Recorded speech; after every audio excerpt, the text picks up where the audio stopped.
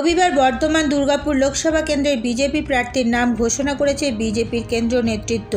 এদিন মেদিনীপুর লোকসভা কেন্দ্রের বিজেপি সাংসদ দিলীপ ঘোষের নাম বর্ধমান দুর্গাপুর লোকসভা কেন্দ্রের প্রার্থী হিসেবে ঘোষণা হতেই আনন্দে মেতে উঠতে দেখা গেছে বিজেপি কর্মী ও সমর্থকদের। পরের দিন অর্থাৎ সোমবার 2024 বর্ধমান দুর্গাপুর লোকসভা কেন্দ্রের বিজেপি প্রার্থী দিলীপ ঘোষ এসে পৌঁছান তার নিজের লোকসভা কেন্দ্রে। বর্ধমান থেকে দুর্গাপুর যাত্রাপথে দিলীপ ঘোষকে নিয়েছিল বিজেপি নেতা কর্মী ও সমর্থকদের মধ্যে উন্মাদনা। আর মঙ্গলবার সকাল সকাল তিনি নেমেও পড়লেন নিজের লোকসভা কেন্দ্রের প্রচারে।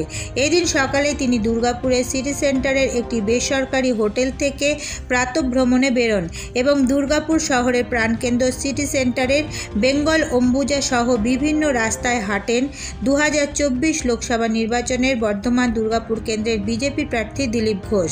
পাশাপাশি কথা বলেন পথ চলতি বহু মানুষের সাথে।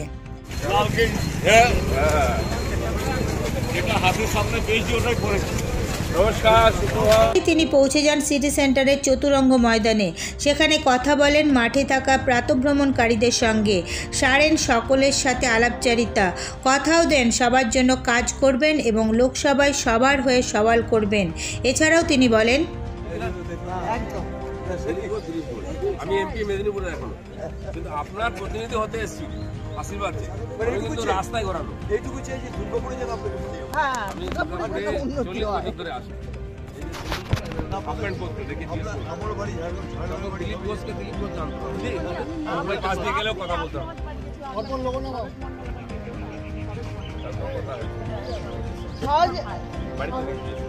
অনেকেই বলবে যে আমার বাড়িতে দিলীপ। আমরা এখানে প্রাণায়াম করছিলাম, আপনাকে এখানে গেলাম প্রাণায়াম করতে।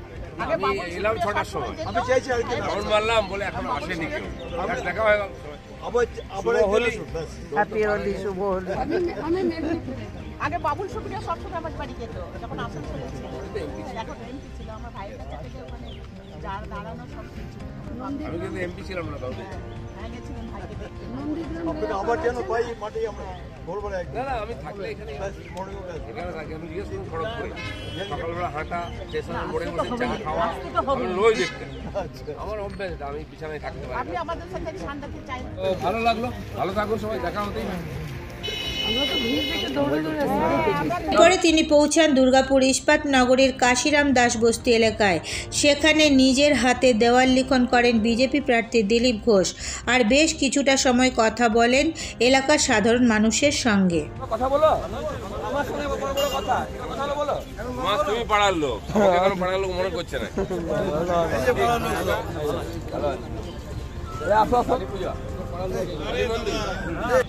রোজ পূজা হয় নাকি? মায়েরা এসে করে দেয়।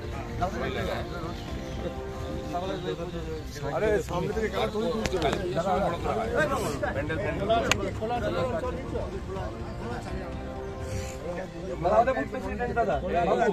এই দেওয়ালটা পেছন দিকটা না, ওটাও খালি আছে।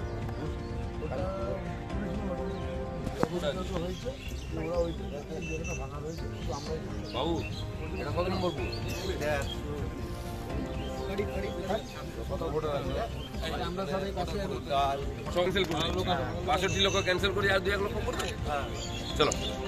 সেখান থেকে তিনি পৌঁছান দুর্গাপুর মেন গেট এলাকায়। সেখানকার 19 নম্বর জাতীয় সড়কের উড়ালপুলের নিচে চায় পে চর্চায় অংশ নেন। সেখানে বেশ কিছুটা সময় বিজেপি প্রার্থী দিলীপ ঘোষ চা খেতে খেতে বিভিন্ন বিষয়ে আলোচনা সারেন।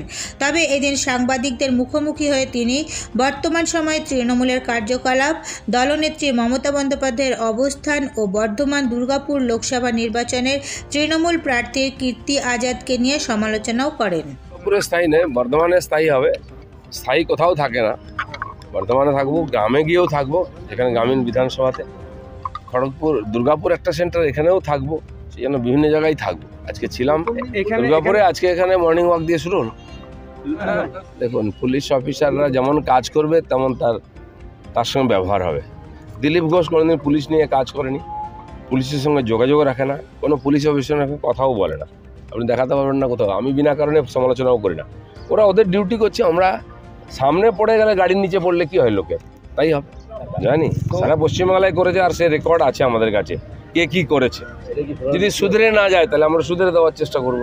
বাড়িতে বসে টিভিতে রিয়াকশন দেখতে হবে, সেটা যাতে না হয় পুলিশ অফিসাররা তাদের ডিউটি পালন করুন। আর এটাও মনে রাখেন যেন কোনো সরকার কোনোদিন স্থায়ী হয় না। লালু প্রসাদকে দেখেছি, আমরা দাপট, মুলায়ম সিংকে দেখেছি, তো পশ্চিমবাংলায় তা হবে না। খুঁটির জোরে যে ভেড়া লড়েছে, ভেড়া বেশি দিন লড়তে পারে না। আমরা জনগণের সঙ্গে আছি, জনগণ কি চাইছে, জনগণের সম্মান আছে গণতন্ত্রে, সেটা কোথায় আছে? কার ভাই ভাইপো ও ডাস্টবিন থেকে কাকে তুলে নিয়ে আসছে, কাকে অন্য জায়গা থেকে তুলে নিচ্ছে, এখানকার মানুষের কোনো বক্তব্য থাকবে না, তাদের কোনো চয়েস থাকবে না, যাকে ইচ্ছা আপনি চাপিয়ে দেবেন আপনার সমর্থন আছে বলে। কতদিন চলা উচিত আমরা বিশ্বাস করি। দেখুন, ওখানে সন্দেশখালী আজকে একটা আন্দোলনের প্রতীক হয়ে গেছে এবং টিএমসি অত্যাচারের একটা নিশানা হয়ে গেছে, ব্ল্যাক স্পট। তো সেখানে যারা আন্দোলনের মুখ ছিলেন, সময় তো আন্দোলনকারীকে সাপোর্ট করে, মমতা ব্যানার্জি আন্দোলন করেছেন, লোকে সাপোর্ট করেছে। তো সে যেন যে আন্দোলন করে উঠে এসছে, সাধারণ মানুষের আওয়াজ হিসেবে উঠে এসছে, আর ওখানকার অত্যাচারিত মহিলাদের তিনি হচ্ছেন মুখ, তাকে আমরা প্রতীক হিসেবে রেখেছি। কারণ কি, ভদ্রলোকেরা, সজ্জনরা, বুদ্ধিজীবীরা তো সন্দেশখালী যায়নি, থেকেছে ওই সাধারণ অন্ত যে মানুষ, SC ST ভূমি সম্প্রদায়ের লোকের লড়াই করেছে, তাদের প্রতিনিধি হিসাবে আমরা ওখানকার রেখাপাত্রকে তুলে নিয়ে এসেছি। আমি আশা করব কমপক্ষে বসিরহাটের মানুষ প্রতিবাদ হিসাবে তাকে জিতিয়ে পাঠাবে। অত্যাচার যেটা হয়েছে পঞ্চায়েত, তার আগে বিধানসভা নির্বাচনের পরে, এখনও দাগ আছে, এখনও বহু কর্মী ঘর ছাড়া আছেন, এখনও ধমকি দেওয়া হচ্ছে, শুরু হয়ে গেছে মারপিট, কিছু MLA আছেন, আছেন। আমরা বিনা কারণে বিতর্কে যেতে চাই না, আমরা নির্বাচন করতে চাই, মানুষের মতের প্রতিফলন এটা চাই। তো সেই রাস্তায় আমরা লড়াই করছি। কি যদি অন্যভাবে নির্বাচন করতে চাই, আজকে বিজেপি এত দুর্বল নয় যে দাঁড়িয়ে দাঁড়িয়ে দেখ। আমরা দর্শকের ভূমিকায় থাকবো না, মাঠে নেমে স্টেডিয়াম আছে, উত্তেজনা প্রবণ অনেকগুলো বিধানসভায় আছে, তারপর কিছু অংশ আছে, আমরা ড্যামেজ ঠিক করার চেষ্টা করছি। কিন্তু কেউ যদি মনে করে ভয় দেখিয়ে ভোট করে নেবে, সেন্ট্রাল ফোর্স ইত্যাদি তো থাকেই। কিন্তু বিজেপি আজকে লড়েছে বলে লোকে 18টা সিট দিয়েছিল, আর লড়াই করে সে ডবল করবে। আশা ফাশা নেই ভাই, আমি জিততেই যাই যেখানে যাই, আর রেকর্ড সেটাই বলে। বিপন্নটা সারা পশ্চিমবঙ্গ জুড়ে মানুষ বিপন্ন, তার পরিবেশ, মানুষই পরিবেশকে বিপন্ন করছে একটা ঝান্ডা নিয়ে, মামাটি মানুষের।